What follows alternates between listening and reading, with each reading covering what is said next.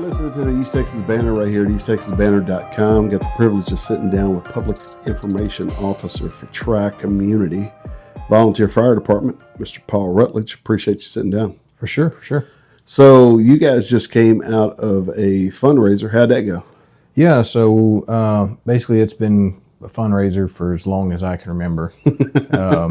It started a long time ago to help get tools and equipment for the fire department. But yeah, Friday we had our what would be considered our rodeo day. Okay. Because when the Jasper Rodeo used to be held on Wednesday, or the opening of the rodeo, we always did it at the opening of the rodeo. So It kind of coincides with the current rodeo that they have. Gotcha. So Friday, we got there, got set up, and then dumped buckets of rain on us. And man, it was wild raining. Yeah, it was raining pretty hard. We set up early, that way we can get the food heated up, get the pit going, all that stuff, make sure it's ready. Yeah. For people at lunch. So we were setting up in the pouring rain. But yeah, at the end of the day, I mean, I think we had one little hamburger container with some chipped beef in it left. But other than that, we sold out of everything we brought. Oh, that's a blessing. That's a good thing. Yeah, that's a good deal. So tell me this: why is, for the folks out here who don't know, why is fundraising? Why is that a part of being in a volunteer fire department? What's kind of the story on that? So it used to, before the ESD came into play, it was the only way you could get equipment and funding. I can remember a plywood sign painted, help us get the Jaws of Life out at Tri-Community when they were trying to raise money, because, a set of tools at the time was like $15,000. So, yeah, has to come from somewhere, and there was no tax base for it then, and now it's more about us being involved with the community. Yeah. 9 times out of 10, when we're involved with the community, it's in a time that's really bad for them. Sure. And so this is a time when we can get together with the community, and it's not a bad time. We can, for lack of a better word here, fellowship with them, but get to learn more about our community and the people in our community. You may learn somebody that has a medical difficulty that we can use later if we get a call for that location. Okay. Or we've talked to people about, like, hey, I got a big pasture I'm going to burn off, so now we know that's going on. Or, hey, if you ever have to come to my house, this is how you get in. This is what gate you go in, or whatever. And so you kind of learn about your community, and you get more involved with your community.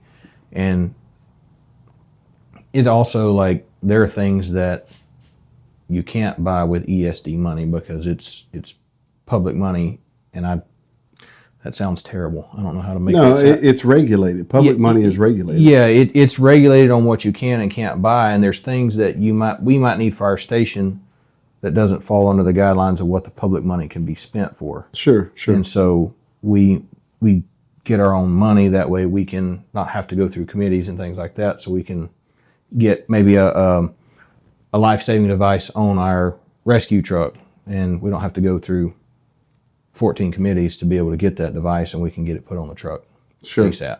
Sure.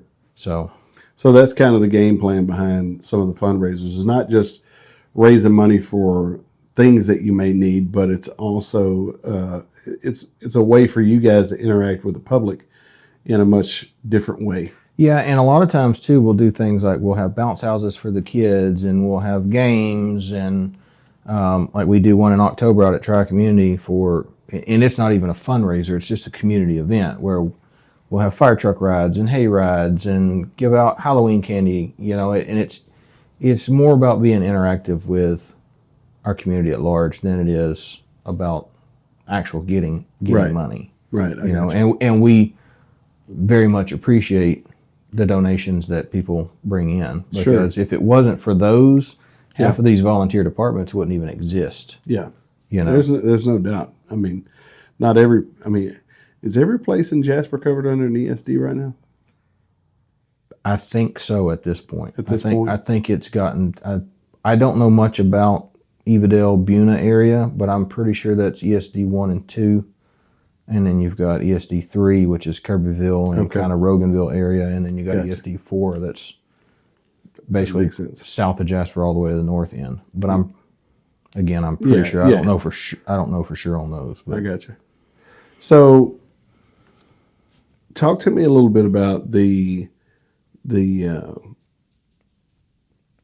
DETCA program that's out here, where kids can actually get involved, or like when they're in high school, they can actually go through that program. well, so that I guess that can kind of go back into the what we were talking about with fundraisers. Mm-hmm. We can choose to send a VFD member through the academy with funds out of our own account. Then we can apply for a grant to get reimbursed for those funds. But Okay. we don't have to get the grant first, wait for the class to come around and make all the stars align. You can use fundraiser money for that. But yeah, so that DETCA come up with the Fire Academy. This year is their first. They were with Kilgore. Now they're their own established academy in Jasper, Texas. Okay. But yeah, you can be a high school. I believe it's a senior, and go through the program, and you can come out with basically a college ready degree for the fire service. Really? Yep. So the only thing that most would be missing to get on with a paid department is some sort of EMT or EMR certification, which they're working on offering those as well. Right. So right now, all they've got to do is reach out. I mean, I guess they just had to sign up for that for a class, or yep, it's just a basic college class, just like if they were going for welding or an English class or a science class or anything like that over at the college. They just go to the front desk and talk to them at the front desk about being signed up. I'm pretty sure you can email Brad. Okay. Brad Parsons is the instructor at the academy. Okay. And he would be able to get them dialed in. Yep. So parents, if you're out there and you've got a kid who's interested in becoming a fireman, then you need to talk to Brad Parsons. Brad Parsons Yep. can get you hooked up and get your child hooked up and actually get them on the road to education. Exactly. This year they had 2 from Jasper High School go through it, and they just graduated. They got their certificates. They passed all their certifications. Yeah. One's with Jasper, one's with Beech Grove. Okay. And I know that was a pretty good milestone for that.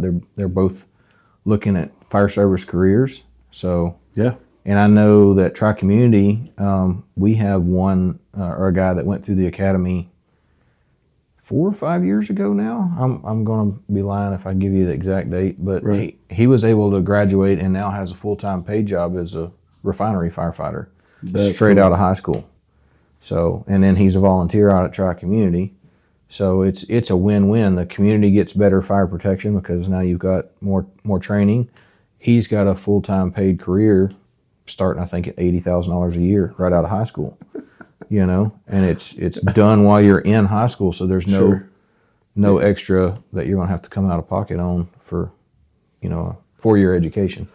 No doubt. Now, you guys are actually, I think tonight, you guys are going to be doing a training session. Yeah, so I'm going to screw And this this up. is outside of DETCA. Yeah. This whole- is completely. This is kind of what we talked about last time. So I'm pretty sure it's every third Monday. I get them confused, second or third Monday. Every third Monday, all the departments in ESD 4 go out to the fire field. Anybody that wants to go. Let me put it that way. And we do an interdepartmental training on a different technique. One recently was nozzles and flow for making sure that we understood the capabilities of our apparatus. We did the last one we did in April was hydrant drafting, and being able to draft out of basically get water out of a hydrant, but also get water out of a dump tank and draft out of a dump tank. Yeah. And be able to flow X number of gallons a minute. This week, we are doing air pack and fire gear training, because that's the basic. If you don't know how to put your gear on, you're not useful in a bad scenario. So this is a chance for new guys to see the guys that have been doing it for a while, get geared up, maybe get tips and tricks of how they can go faster, but also like, hey, you missed this button or you missed this flap or whatever along those lines, and help everybody get better along with understanding how the pack operates, how to power your mask up, how to do the bottle, checking the batteries, because all the air packs now have batteries on them, so they're not just all manual. So yeah, the idea of turning your mask on is something I didn't have a clue about. So if once you've got it on your face, if you forget to turn the bottle on, and you stick the respirator to your face, or you connect the respirator piece to your mask, and there's no air, all it does is just suck the mask to your face, and you got no air.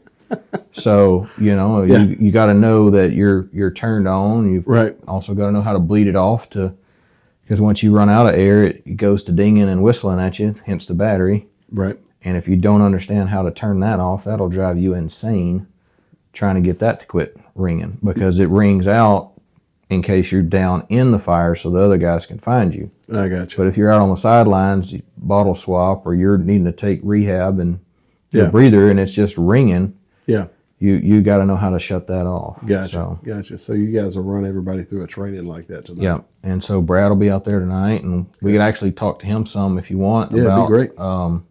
About the DETCA program and get some more insight on that. And that'll be good. That'll be good. We'll touch base with Brad. So any last things you want to touch on as far as tri-community goes? No, I just want to say I appreciate the community for coming out and supporting us every time we have a fundraiser.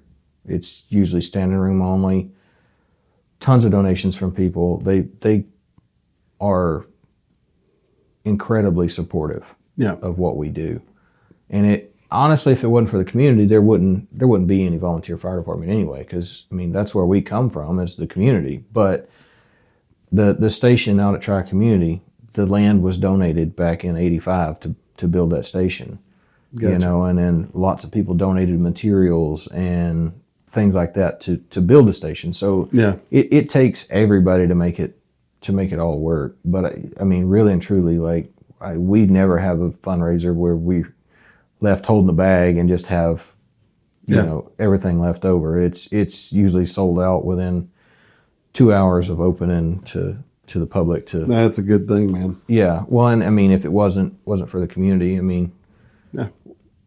it's the best way we could give back. That's not in their time of need kind of deal. Yeah. No doubt. And get to talk to them and maybe help where we can there as well. No doubt.